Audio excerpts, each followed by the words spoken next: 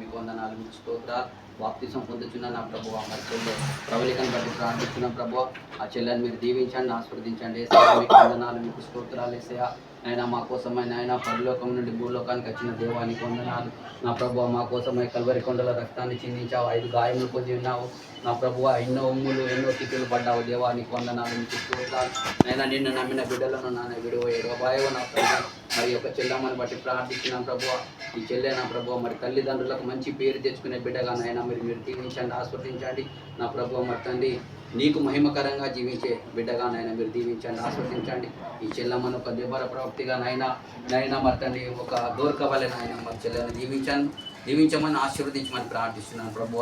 కూడి వచ్చిన మీ ప్రియ బిడ్డలందరినీ పేరు పేరున మీరు దీవించి ఆశీర్వదించమని, ఇంకొన్ని అడగక సమస్తం ఇచ్చే గొప్ప దేవుడు అని ఈ కొద్ది ప్రార్థన యేసుక్రీస్తున్నామని ప్రార్థించి వేడుకుంటున్నాను నా తండ్రి.